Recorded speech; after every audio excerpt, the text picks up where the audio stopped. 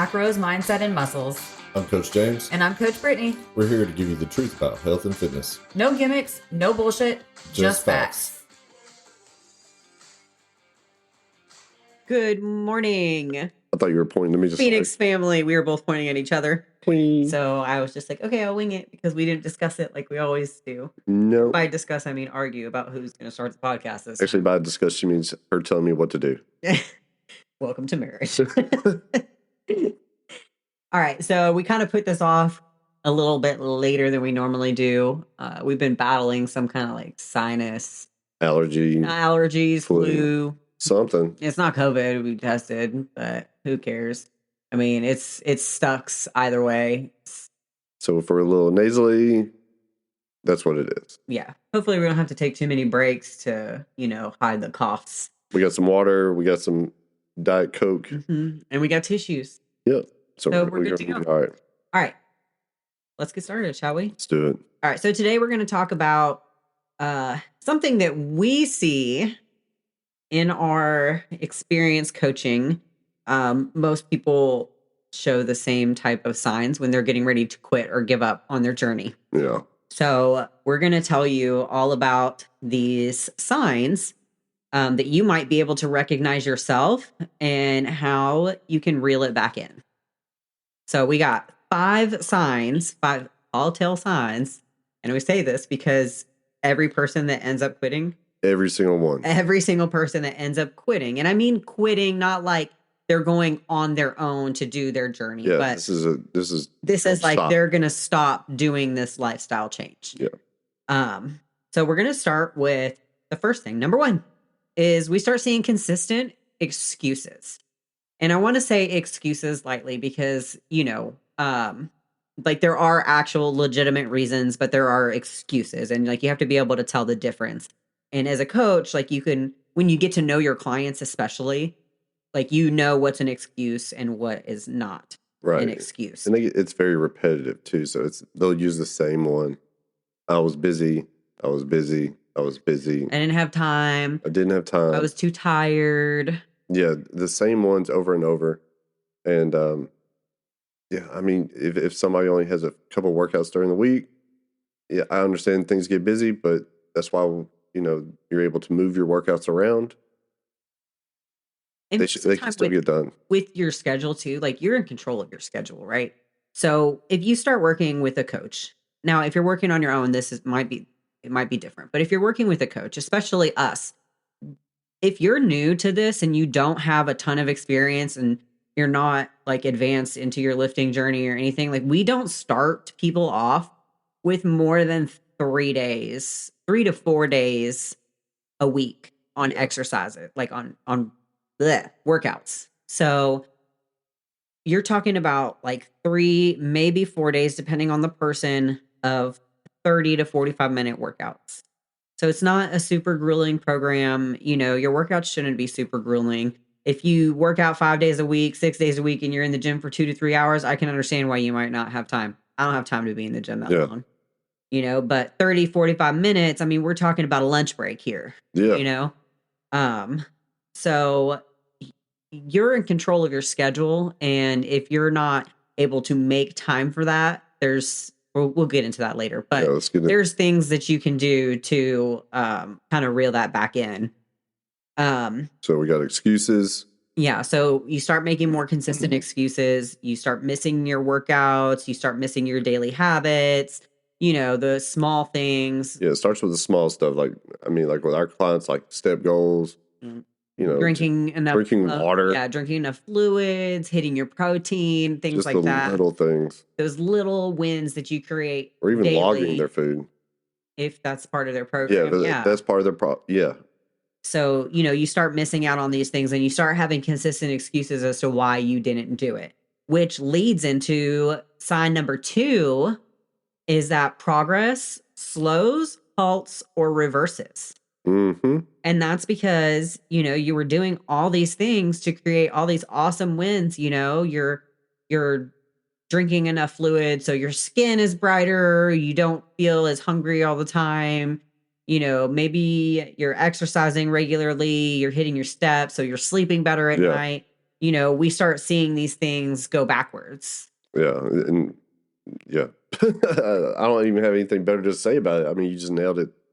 Those little wins, they add up. And then when you stop doing those, there's an effect that happens, and that can be discouraging. Yeah. And, with your workouts and stuff, like when you're working out, like not only do you feel like more energized during the days and sleep better at night, typically, but you see these physical wins in the gym, like maybe you hit a PR, you lifted 5 more pounds than you did last week or whatever. If you start missing these workouts, it gets harder to claim these wins because eventually, like, strength doesn't just dissipate over one missed workout, but if you're consistently missing workouts, like you will start to go backwards. And Right. then you're going to be frustrated when you do get in the gym because you're like, oh, I was doing this last time Yeah. and you can't do that this time. That can definitely feel bad. I mean, like you're saying, it all adds up. So like if somebody has stopped doing those little daily wins, like with their food and sleeping and hydrating, and then they miss a workout, like you said, and then they miss another workout. Next thing you know, it's been over multiple weeks. They get back in there, they're not going to feel the same. Yep. So Yep. consistent excuses. Really? I love you. I'm going to fight you. So your consistent excuses, or you're seeing, like, you can recognize this yourself too. Oh, yeah. I know I can recognize when I'm making excuses, and I know when I'm being like legit with my reasoning too. Like I missed my run on Wednesday and I wasn't feeling good. And it wasn't an excuse, it was legitimate. Like I was running a fever, like I couldn't lift my arms or stand without my body hurting. Yeah. So like that is a legitimate reason. There are times when maybe I don't feel good, quote unquote, but really I just don't want to. Yeah. It's a little rainy out. Yeah. A little like warmer than you like. I don't really want to, but I don't feel good. Like you just use another excuse for it. Anyways, so your excuses, you start missing things, makes your progress slow, which leads to number 3, and that makes your motivation or your drive decrease. So when you're seeing a lot of progress and you're creating all these wins and, it's just you just keep going. Yeah, the momentum. Momentum. So like you have momentum and you're making all this progress and then you stop and it could be something that throws you off. Like maybe you do get sick and you miss a few workouts. And we all know, like sometimes when you get sick or, something comes up, maybe you have a family emergency, somebody gets sick or whatever, and you miss some things and it leads to this feeling like it's hard to get back to it. And if you keep like sulking in that, I don't want to get back to it, like you're gonna, it's not difficult to fall in that trap. Like once you've lost that little motivation, that little spark, and also like you were saying with the progress, like if it slowed or went in reverse, like it's difficult to get started again. Yeah, because then you kind of have that like, well, fuck it, I already did this, or fuck it, I'm not seeing this progress, or right, like you already worked up the courage to get back into it, and now you're trying, and you're like, God, I'm not even what I was. Like, yeah, what's the point in this? It's disappointing. Yeah, what's the point in this? Like, what's the point in this? So you like lose enthusiasm for what you're doing. You don't feel as driven or as disciplined to stick to your routine because you kind of backtracked a little bit. But the thing is that's life.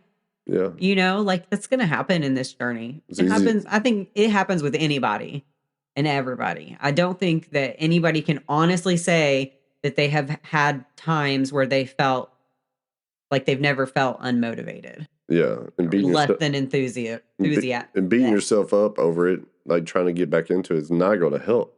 No. Like giving yourself even like, oh my God, I should have did this. You know what? That time has passed. Like, if you're getting back into it, just get back into it. Just go work the program again. It works if you work it.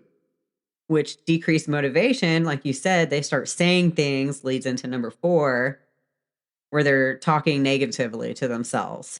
They're saying, oh, I should have done this, or I wish I would have done that, or, oh, I hate the way my body looks, or I'm so mad at myself for,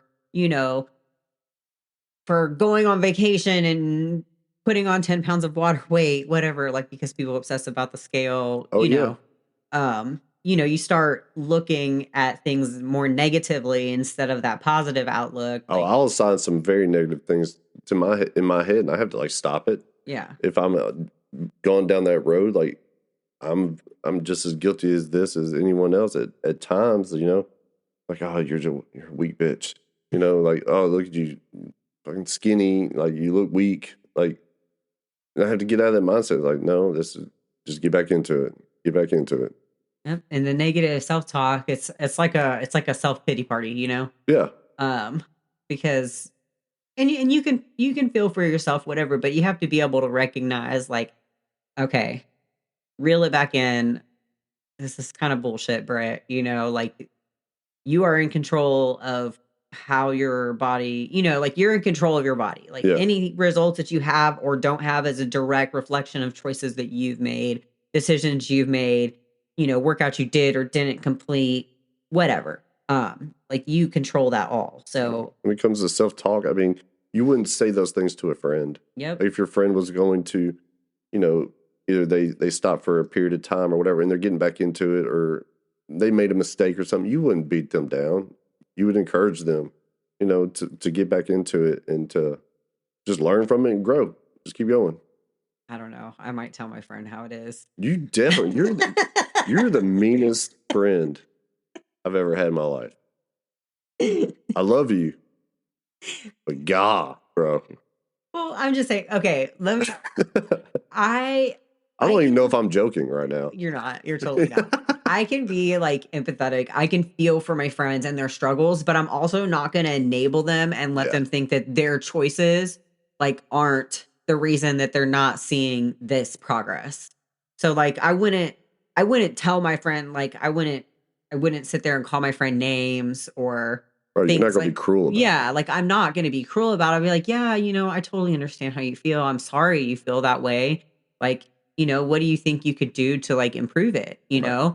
Or like if somebody's struggling with their weight and they're like, oh, like, my weight just doesn't change, I work out all the time. I'm like, well, how are your eating habits, because like if you're not being mindful of that, like that's going to be the driver of your results there. Like working out all the time is great. You're going to get stronger, you're going to feel better, but when it comes to like fat loss, it's going to be about what you eat. And if you're not, Yeah, I mean, you're very direct, and Yeah. you're not going to co-sign somebody's bullshit that they've convinced themselves.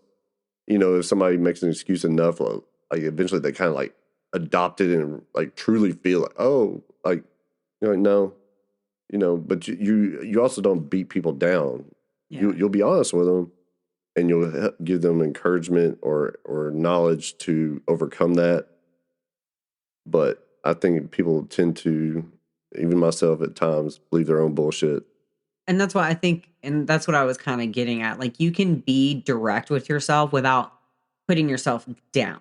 Yeah. You know what I mean? Like you said, like, you wouldn't say those things to your friend. Like, you might be honest with your friend or whatever. Like, if you're like me, you'd be more direct or whatever, but you wouldn't make them feel like a piece of shit, and you shouldn't make yourself feel like that either. You can be honest without being cruel. Yeah.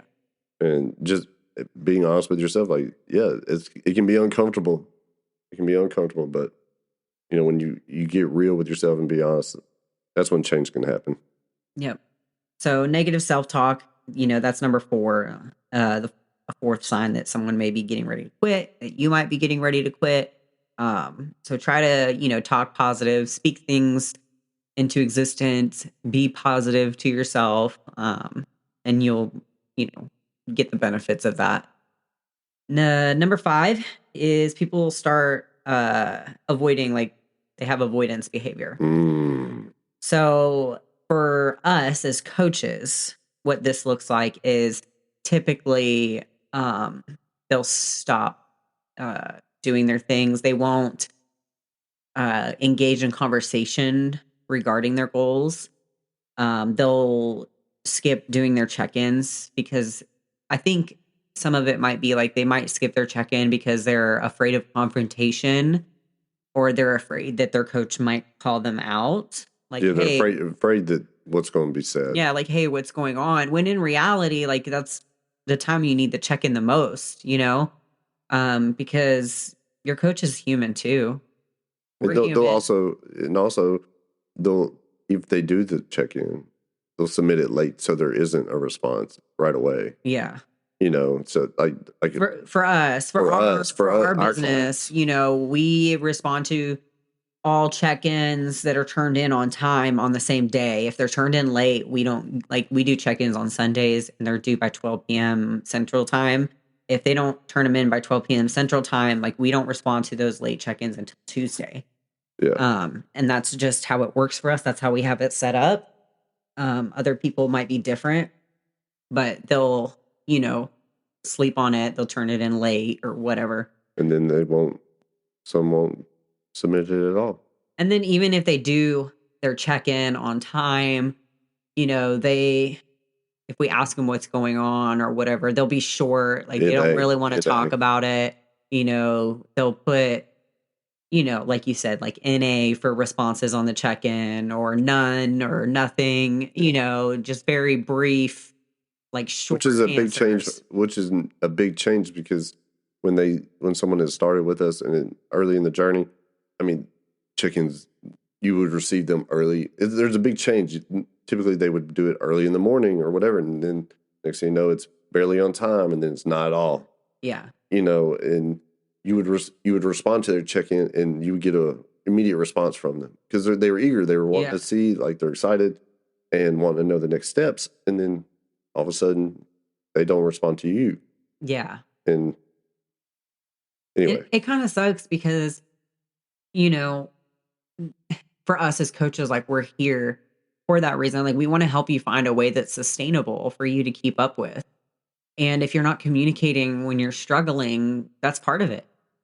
You're going to struggle. It's not a matter of if, it's a matter of when. You're going to have things that come up in life, and you will have to rearrange your schedule. You will have to make changes, and maybe fitness doesn't become maybe you come to a point, because life comes up, family members get sick or whatever, and you can't prioritize your fitness. It takes the back burner. That's fine. It's going to happen, but you have to communicate that, or you have to be able to recognize that for yourself, that maybe you need to reanalyze where you're at.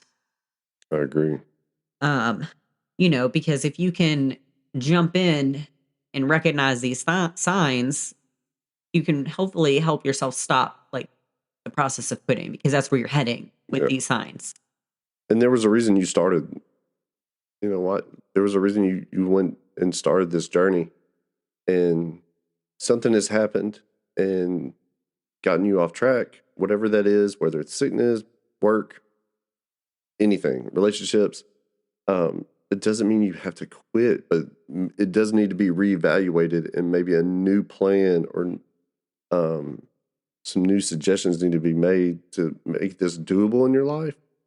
But something pushed you to this, so it means that you have something driving you. And it's so frustrating watching somebody start seeing these signs, and you remember why those conversations in the beginning, what brought them to this journey and their goals and all these things, and you want to see them successful. And then as soon as you start seeing these signs, it's so sad. It's so sad, heartbreaking, because we get so invested in everybody's journey. I mean, it's hard not to get invested. We spend a lot of one-on-one time with our clients, and our clients can reach out to us at any time. We get on phone calls when needed. And our clients are they get both of us. Yeah. So through the groups and everything, the interactions.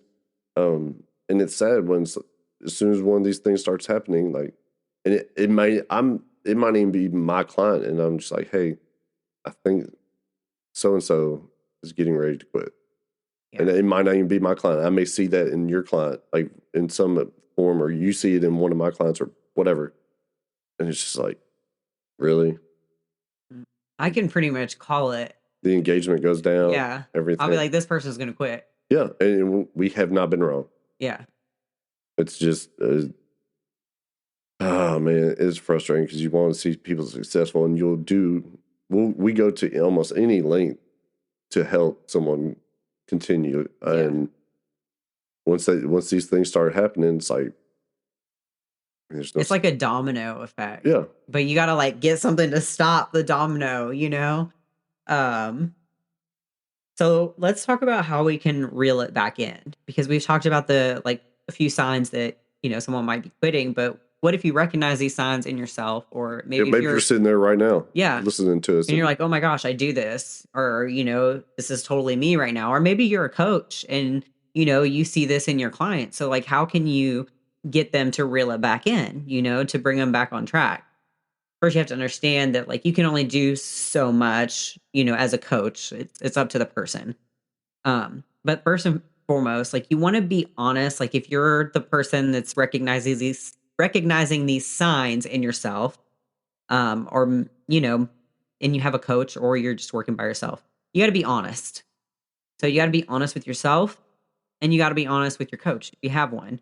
There's nothing wrong with saying, "Hey, I'm struggling. Hey, I think that 4 days is too much for me." I think that's a big thing. A lot of people have this like idea in their head that they can't make progress or they can't continue being healthy unless they're doing X amount of days a week, and anything less is just not acceptable. When it's not the case at all. Like if you have 4 workouts a week and you're only hitting 2 of them consistently, there's no point in having 4 on your schedule. It's just stressing you out every time you miss one because you feel like you're behind. yeah. And I don't know if part of that is they're afraid that they're going to disappoint their coach because like they've got this program and it's like so many days, and then coming to them like, "Hey, this is too much for me." I don't. Maybe that plays a little role in it, but I would love if someone came to me and was like, "Hey, this is too much. It stressed me out doing this many days. Can we go down?" Yeah. Yes. Yes. Thank you so much for that. Let me know. Yeah. I'm on it right now. Let's take care of it. And it's really like it's commendable because it's like a sign of self-awareness too, Yeah. Like you're not willing to add on the extra stress. Like you're aware of how you're feeling, you're aware of the stresses in your life, and being able to say, "Hey, this is too much right now." There's nothing wrong with that. You can always pivot. I say this a lot. You got to be able to pivot and adapt Yeah. to things that come up, and you got to be able to adapt your plan to your life. Yeah. Your life may just got very hectic right now, and it is too much. It may just be a temporary thing, but it right now it's too much and needs to be addressed. And like I said, I would just love it if somebody did send me that, like that's being proactive in your own fitness journey. Yeah. Is like I want these goals. This isn't working right now though. Whatever all this, I need to make some changes. So Yeah. whatever those changes are, but I don't want to quit. Yeah.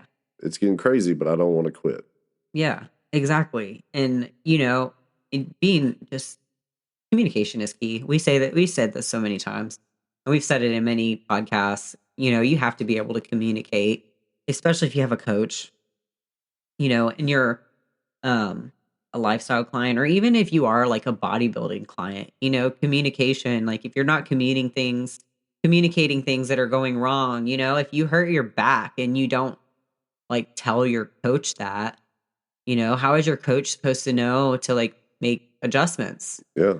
It's such a big thing. Like it's not a sign of weakness to say, "Hey, my back hurts," or "Hey, this is too much for me," or "Hey, this exercise is really causing me some kind of issue," like Or these, eating this much volume of food is affecting me. Like I'm bloated. Or like, you know what I mean? yeah, these aren't signs of weaknesses. No, like that's it- just signs that something needs to be changed. And there's no reason for somebody to suffer.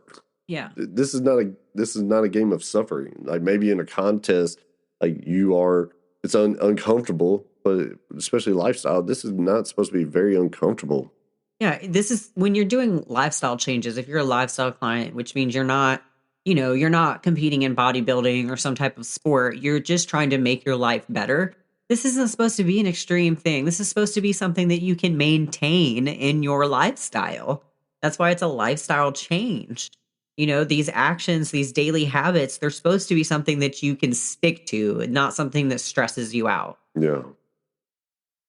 So if you're doing this on your own, like you have to be able to pinpoint this stuff on your own, And it does require like self-awareness, and you also have to be able to look at yourself like, Objectively. yeah, It's not a personal thing. Like, you're not judging yourself. You're just taking a look from outside and being honest with yourself. exactly.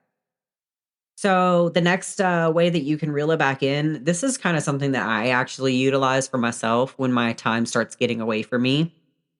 Um, and it'll happen, if you are somebody that's feeling like you're super busy, or maybe, you don't have time, or you're too tired or whatever. You need to take a inventory of your daily schedule. And what this looks like is you take a sheet of paper and you write down the hours that you're awake, right? So if you're awake from 5 a.m. to 8 p.m., you break it down in hour blocks or whatever. And then you write out what you do each hour of that day. So, for example, if you wake up at 5 a.m. and your wake up routine is roughly 5 to 6 a.m., right? So that means like my wake up routine is from 5 to 6 a.m. You write that in that block, and maybe you take it a step further and you write down what you're doing in your wake up routine. What does your wake up routine consist of? And how is this optimizing you for the rest of the day? Then you move on to your task. Maybe from 6 to 6:30 you take a shower. 6:30 to 7 you eat breakfast, you cook and eat breakfast, or you fix your breakfast, you throw it together, or you're making the kids lunch, whatever is in your day. And you just do that for your day, and you find the gaps in your day. Now, you're going to have to be honest, and you're going to have to look at your screen time too. Ooh. Because whether you realize this or not, you probably spend a ridiculous amount of time on your phone, Yeah. on screen time, and this is a time suck.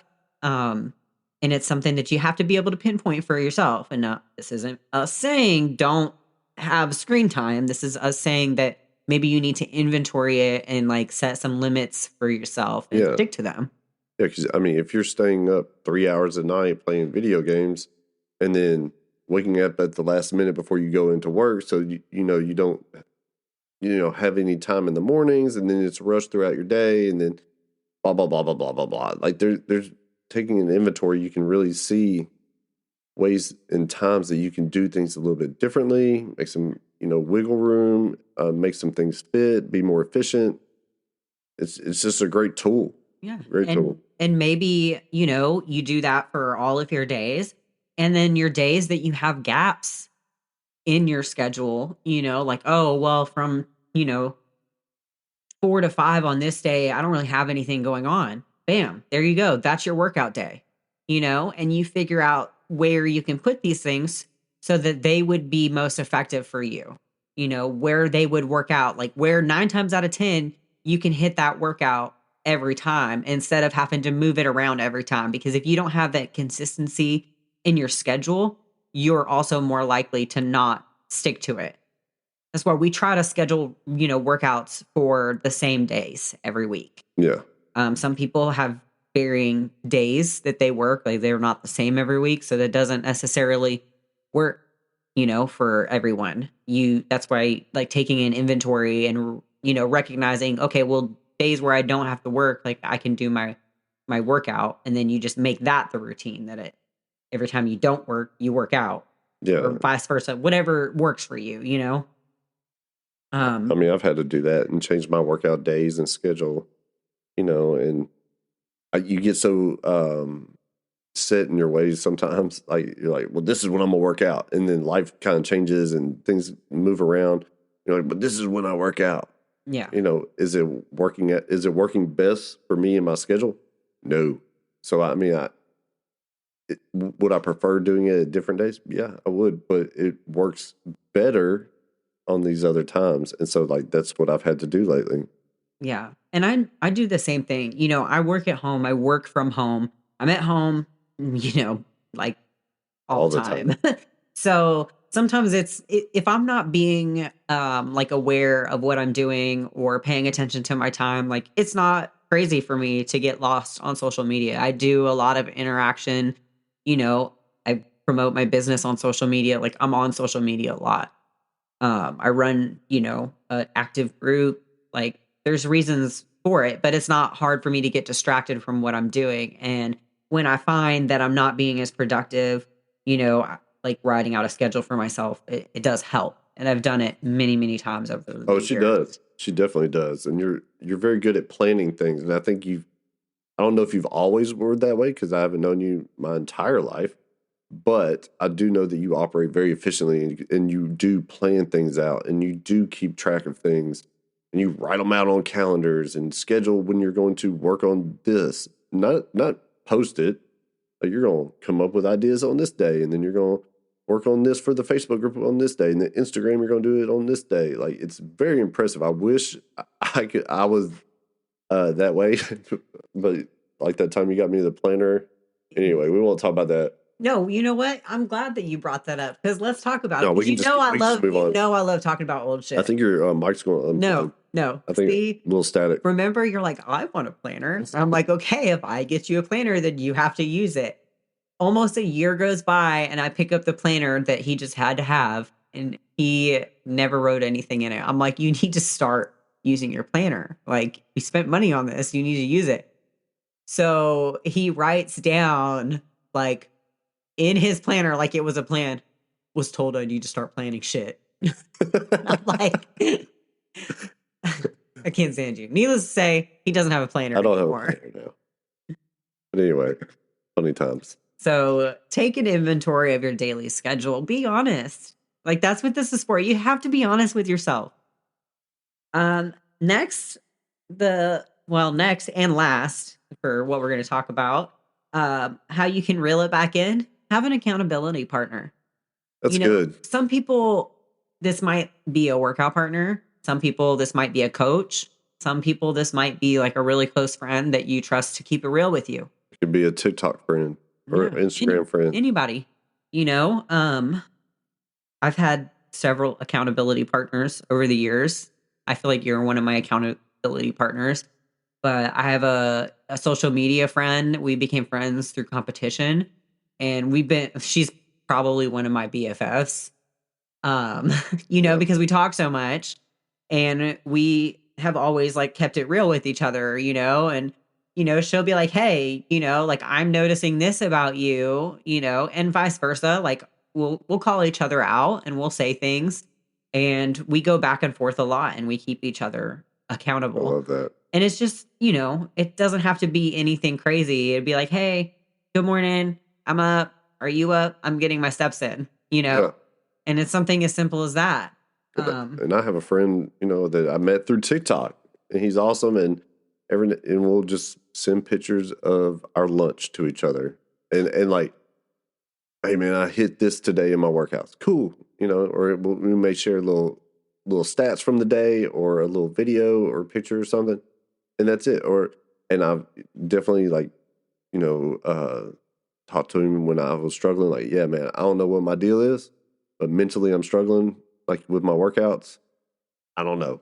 And he may give me some advice or he may just listen, but it feels good and helps you get over that just by vocalizing it, just saying it to somebody like, okay. And it really making it real. And it really helps if that person understands. Yeah. Like if I am talking about this stuff with somebody that has no idea what any of it means, it kind of like falls on deaf ears. Right. So I try to like have my accountability partner, be similar to my goals. And there's always somebody, if you're on Facebook, like you can find an accountability partner. If you're in our women's group, there's a ton of women in there that are on the same type of journey as you. Like go find an accountability partner in there. Yeah, definitely choose somebody that, you have similar goals with. Yeah. And may also have similar life. Not everything in life, but like... Yeah, maybe you're both parents. Maybe you're both retired. Maybe, a busy parent doesn't need to, be their accountability partner being, a college age kid. College age kid who's on scholarship that doesn't have to work. Yeah.